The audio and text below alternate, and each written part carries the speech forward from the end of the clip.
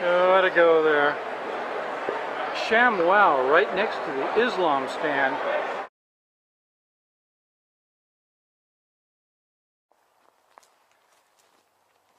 Hi, how's it going?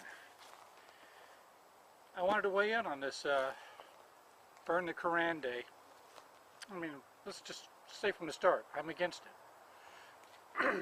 I'm not saying that books are like so sacred that you can't burn a book. I don't like the idea behind it. This burn the Quran business is really like burning a flag or burning someone in effigy. I mean, you have a right to do it, but it's kind of an asshole thing to do. It doesn't serve any purpose, it just offends people. And I'm not burning a Quran tomorrow, and I'm not burning a Bible either. When I was at the state fair, I visited the Ask Islam booth. It's been quite a while there talking with these three really cool Muslim guys. I mean, had a wonderful conversation, and they seemed to enjoy it too. Wasn't confrontational anyway. I didn't, slam or anything like that. It's like this: if you show up at my door, I'm going to be a dick to you. If I go to your booth to talk to you, I'm going to be nice, and I'm going to ask real questions, sincere questions, and I did. And what a great bunch of guys they were. I'm not going to insult them tomorrow. Those three guys and several other Muslims I've met in my life and know, and some that I've even corresponded with through YouTube, who have been pretty cool to me. At the Islam booth, they gave me a lot of great stuff to read. I've read some of this already. Discover Islam, The Reader, and I did read that, and I'll probably read it again. Jihad, Striving for Peace. Jihad.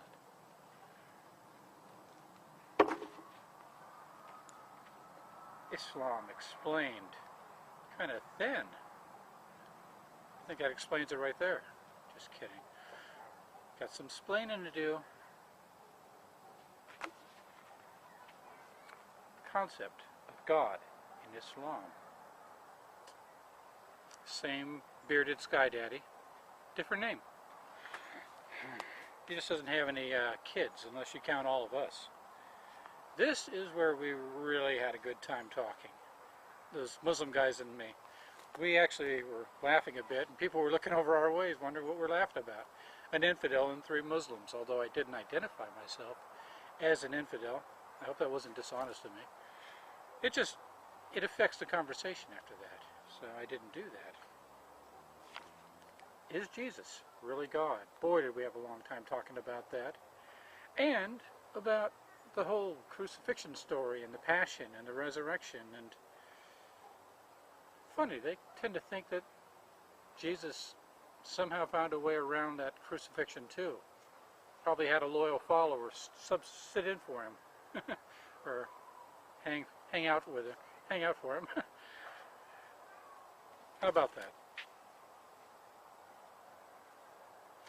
Who invented the Trinity? This was interesting. And yeah, it's obvious. I mean, there's not much in the way of in the Trinity, that you can find in the Bible. You find a lot of magic numbers and all that shit, but it's not much about any Trinity. What does Islam say about terrorism? Oh, by the way, they've got some information on the back. I'll put that down there. So if anybody wants to visit these fine people and ask them questions and whatever, you may do so. Concept of worship in Islam. And by the way, I didn't just take all their paperwork. I asked them, what would you recommend that I, a person who does not understand the Quran or Islam or Sharia or any of that, what would you say I should read? And they gave me just about everything. But we had a great time talking. Status of women in Islam. All right, we came a little close to almost arguing on that point, but we kept it friendly. Oops. That's a Baptist one. I went to the Baptist booth too. a bunch of dicks. First thing out of their mouth is, what church do you go to? How sure are you going to go to heaven or hell? What percentage would you say you're confident of your salvation? And I told them 0. And it just didn't sink in. I don't think they were prepared for that. I said, maybe less than 0. Is there less than 0? I don't think I'm going to the Emerald City either. Yeah, the Muslims didn't bother me about any of that shit. We didn't even talk about heaven, hell. They didn't ask me about my status. It's like, if you want to ask them a question, come up and ask them a question. Just be polite. Origin of the Quran. Very interesting.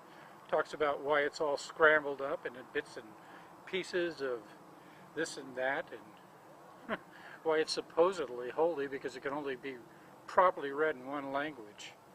You know, I write in verse, and I don't think it rhymes in any other language. Damn mosquitoes. They always get me here. I think my poetry probably only rhymes in English and maybe Italian. Maybe I've been writing miracle poetry, huh?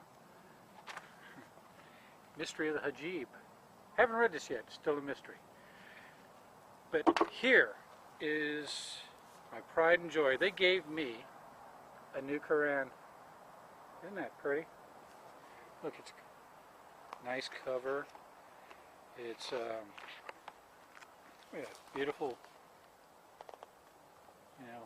geometric Arabic writing, and with the English, they said this is a good translation. But still not good enough because it is still not in the right language, which I find amusing. But as you can see, this is a gorgeous book. It's got, look at that. It's got a nice index at the end where I can find whatever topic I'm looking for, since it's all scrambled and all over the place, like, like the book of Psalms. I mean, like Psalms, somebody turned the whole book of Psalms into one big holy book. Psalms is not my favorite. It's all versifying and praising and everything else, and you have to wade through it to find a tidbit of a scrap of anything concrete. But I'm not burning this book tomorrow. I'm not burning any Bibles either. The reason why is, like I said, if a book's old and worn out, I can see throwing it into garbage, even burning it. I'm not saying that this book, the Bible, or a Harlequin romance, I'm not saying any of these books are sacred. I don't like what's behind this. Nobody's burning this book because it's worn out, or they're burning it because they're saying this book kills people. This book has killed people. Well, if you believe that sort of shit, then the Bible's got even more blood on its hands. It's had more time to bloody its hands. No, I cried bullshit there. This book didn't hijack airplanes. This is, books don't kill people. Hateful fanatics kill people. I guess I could get fanatical about, any book, Catcher in the Rye, and kill somebody. Maybe we should burn every copy of Catcher in the Rye, huh? No, I'm not burning any books, and it's not because I'm a goody-goody. It's not because I have undue respect for this book. It's that I do have respect for the guys who gave it to me. And there's quite a few Muslims that I work with, that I know, that I have known, that have corresponded with me through my channel and in other places, and those are the people I don't want to offend. Not because of their religion, but because of them. Their religion can go to hell. But there are some really good people, and I think burning the Quran tomorrow would confuse them, push them further over to the dark side.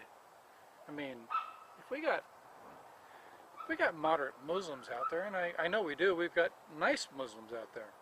We've got cool Muslims out there. every asshole thing you do against a religion just pushes them further to the dark side.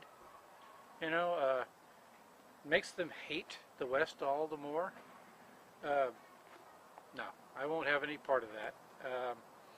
I disrespect all religions, but I'm not against their books. You know, because I mean, the Iliad probably bloodied, you know, probably caused the death of some people too. You know, and the Odyssey and all that. I mean, in its day, I mean, you couldn't question that book either. I'm not going to burn the Iliad tomorrow. I promise. I don't think I'm going to burn a single book tomorrow. I think I'm just going to try to do something nice. I think I'm going to make something good out of tomorrow. And I keep it positive. I recommend all you folks out there do the same. You know, enjoy your life. Quit dwelling on death. You know, because life is short, death is forever. And I mean that. Good night, folks. Peace.